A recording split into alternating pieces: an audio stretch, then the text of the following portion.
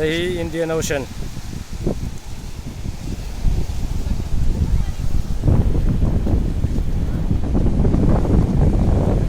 Tôi bụi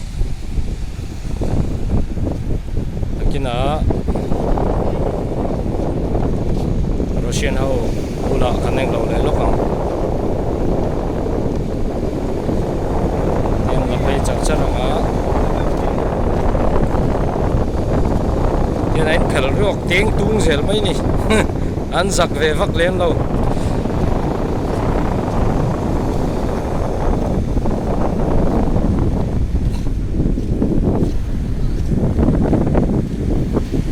đây anin phau na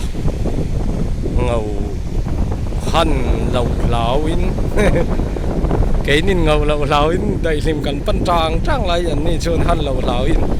anin phau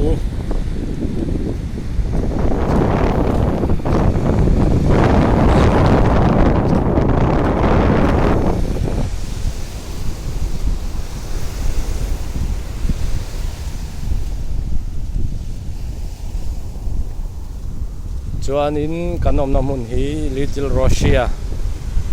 Russia tia kawani ta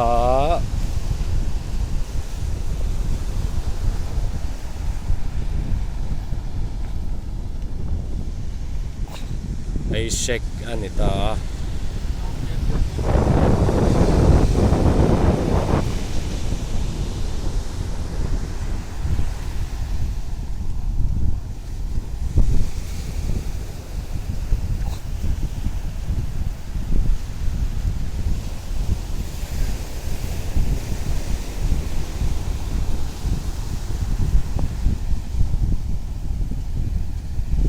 ran khang tui pop mai hai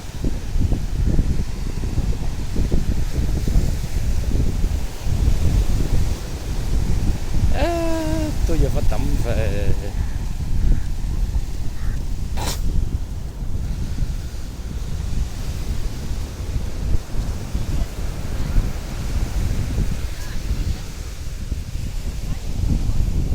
ấy chùa Varem rau về